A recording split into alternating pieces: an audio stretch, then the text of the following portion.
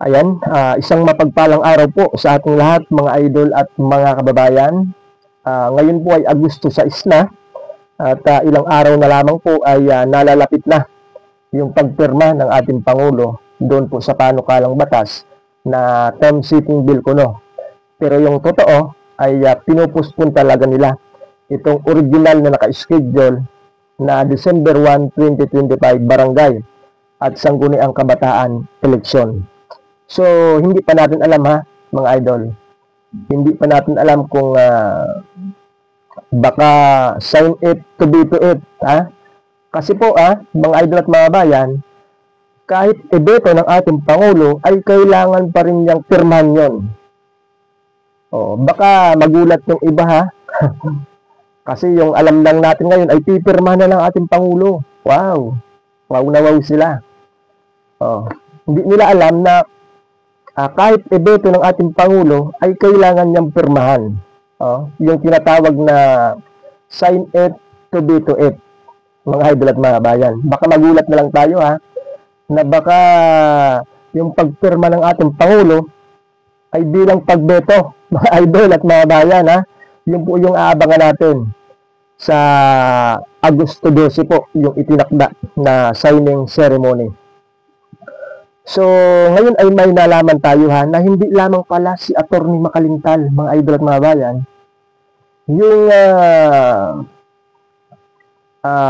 pumipigil dito po sa pagpuspon ng barangay at sangguniang kabataan eleksyon na nakatakda ngayong December 1, 2025. Sapagkat meron pa tayong isa pang attorney na tumututol na ipagpaliban itong naka-schedule na December 1, 2025 barangay at sangguniang kabataan eleksyon. Sino po kaya ito, mga idol at mga bayan? Ngayon po ay ipakikilala ko po sa inyo. Ayan, ito po siya. Ayan. Siya po ay si Atty. Mark Tolentino. Mayroon po siyang post 11 hours ago. Ito po, babasahin ko sa inyo, mga idol, at ilalagay natin sa screen para masundan po ninyo yung akin pong binabasa. Ito po. Walang legal o makatwirang dahilan para muling ipagpaliban ang barangay at SK elections sa 2025. So, doon pa lang sa pabunggad niya, doon pa lang sa unang binasa natin, na walang legal o makatwirang dahilan para muling ipagpaliban. Ibig sabihin po, base sa kanyang tono, ay ayaw niya na ipagpaliban itong December 1, 2025 barangay at SK elections. So, ituloy natin. The Supreme Court has already ruled in Makalintal versus Comelec GR number 259984 June 27, 2023, declaring that any postponement of elections without sufficient and compelling justification violates the people's right to suffrage and undermines democratic governance. So, noong June 27 daw po, 2023, ay mayroon pong ruling, yung Supreme Court na Makalintal versus Comelec, na nagdideklara na anumang uri ng pagpuspon sa isang halalan na walang sufficient and compelling justification violates the people's right. Ayan, nagbabiolate daw po doon po sa karapatan ng taong bayan para pumili ng mga leader sa kanilang mga barangay. Ito pa, ang paulit-ulit na pagpapaliban ng halalan ay hindi lamang paglapastangan sa saligang batas. Napakaliwanag Ito rin ay malinaw na pag-aagaw.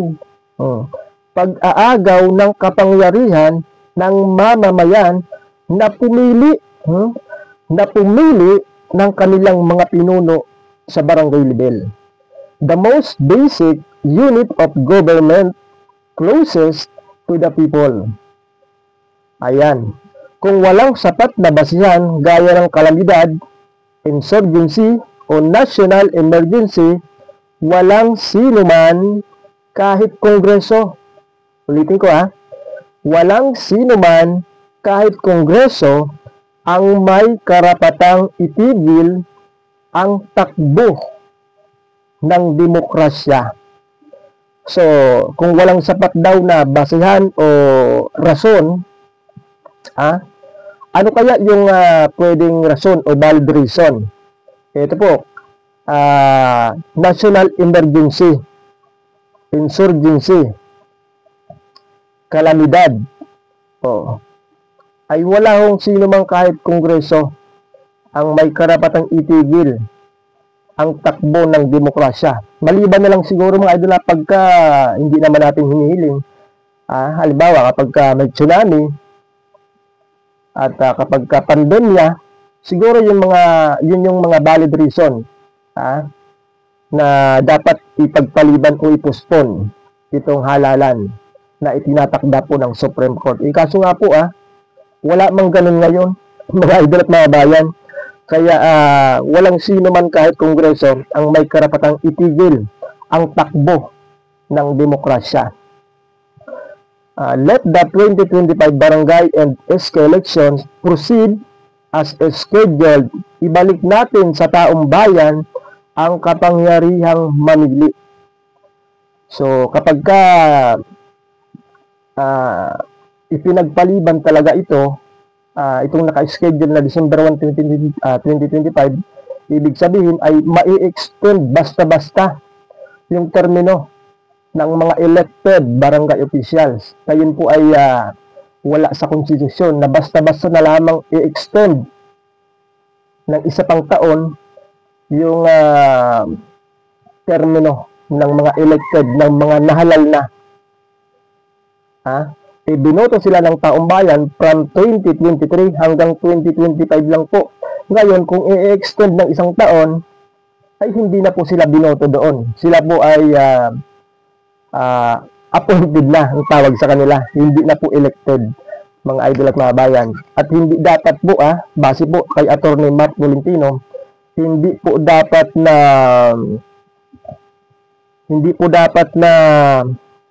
tawag dito, agawan ng kapangyarihan ang mamamayang Pilipino para pumili ng kanilang mga leader sa kanilang mga barangay. Dapat hindi po inaagawan ng karapatan. At alam niyo ba mga idol at mga bayan, base po dito sa post ng GMA News noong Agosto 5, ito po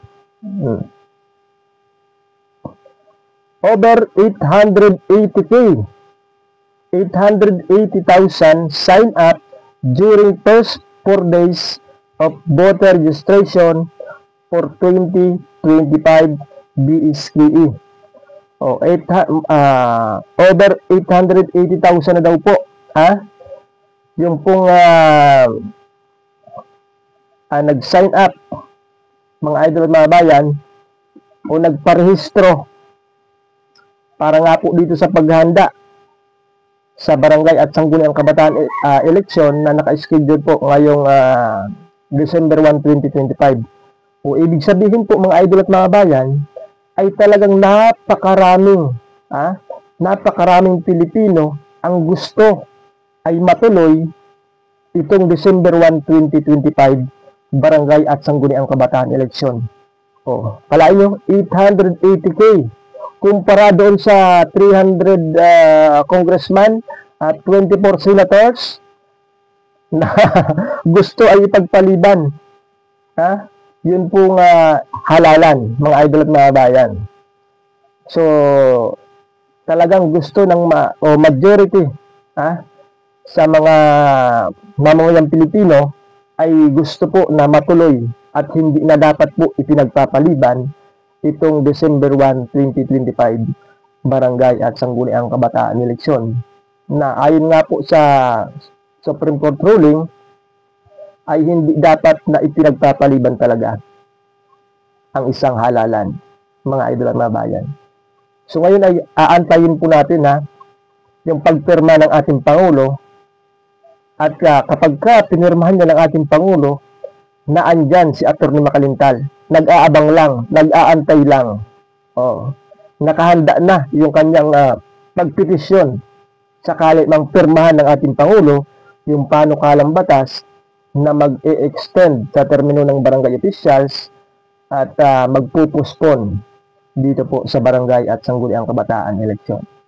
Abangan po natin yan, mga idol at mga bayan, sa mga susunod na araw. So ayan, hanggang dito muna yung ating update at maraming salamat po sa inyong panonood. Ingat po tayong lahat. God bless po, mga idol at mga kababayan.